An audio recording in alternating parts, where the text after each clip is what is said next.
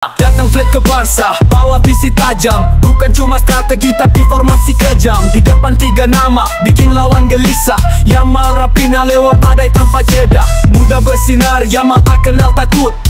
Banyak yang bertanya-tanya, mengapa Lamine Yamal tidak dijadikan starter dan lebih dicadangkan saat Barcelona berhasil menang tipis 2-1 saat lawan Real Sociedad kemarin.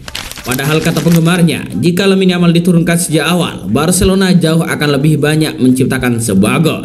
Kenapa Hansi Flick tak menurunkan sejak awal pertandingan? Padahal itu sebuah kesempatan yang sangat penting. Biar apa? Biar makin jauh dari ormas putih secara keran gol di puncak yang dingin. Dan ternyata dibalik dicadangkan Lamine Yamal tersebut, ternyata ada alasan cerdik dan cerdas dari Hansi Flick. Mengapa Lamine Yamal dicadangkan? Seperti apakah alasan tersebut? Mari kita bahas. Sudah mematikan, Eropa gemetar. Barca bangkit lagi, nyala api membakar. Flick yang kendalikan kayak maestro orkestra. Alasan yang pertama adalah kondisi fisik pasca cedera. Ya, Lamine Yamal baru saja pulih dari cedera. Secara medis memang sudah fit, tapi secara fisik dan ritme pertandingan belum tentu langsung 100%. Menurut Hansi Flick, kalau mainkan Lamine Yamal dari awal, maka akan berisiko yang sangat besar. Karena pemain muda seperti dia butuh adaptasi bertahap, supaya tidak langsung terbebani intensitas tinggi sejak menit pertama.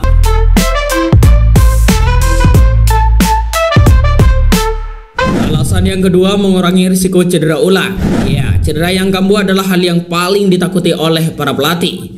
Jika Lamine Yamal dimainkan penuh terlalu cepat, ada risiko ototnya belum siap menahan beban 90 menit. Dengan cadangan, Flick bisa mengontrol menit bermain Lamine Yamal, masuk di momen yang tepat dan memantau reaksinya di lapangan. Maestro orkestra, Yamal, Raphinha lewat trio yang luar biasa. Hansi Flick rancang taktik luar nalar, bangun dinasti. Alasan yang ketiga adalah strategi bertahap dan persiapan untuk pertandingan yang jauh lebih besar, tahu nggak? Ya, Flick punya rencana jangka panjang. Ia ingin Yamal mendapatkan menit bermain secara bertahap, mulai dari cadangan, kemudian perlahan-lahan ditingkatkan menitnya dalam beberapa pertandingan ke depan.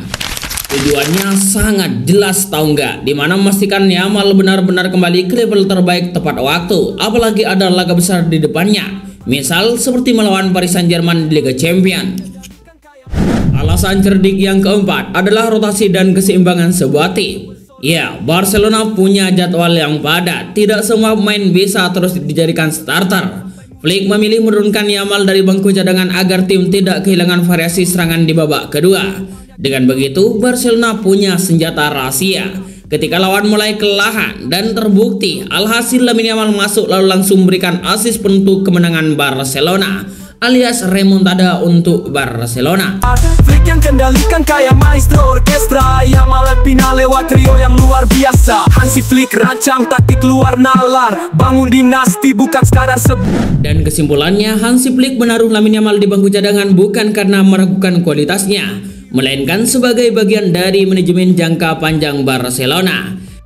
Hansi Flick ingin melindungi aset emas Barcelona dan Spanyol ini dari risiko cedera ulang, memberi waktu adaptasi bertahap, menjaga keseimbangan sebuah tim Barcelona, serta mengurangi beban mental dari Lamine Yamal. Dan hasilnya apa? Ya, keputusan Hansi Flick terbukti sangat tepat.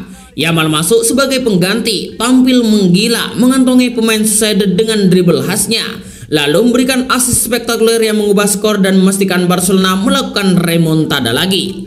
Itulah alasan cerdik dan cerdas dari Hansi Flick mengapa Lamine Yamal dicadangkan dan tidak dijadikan starter. Bagaimana kamu pendapat kalian? Apakah kalian punya pendapat lain? Silahkan tulis di kolom komentar. Hansi Flick rancang taktik luar nalar, bangun dinasti bukan sekadar sebentar. Musim ini milik Barca, semua orang tahu trisula mereka tajam cepat dan tak bisa ditiru.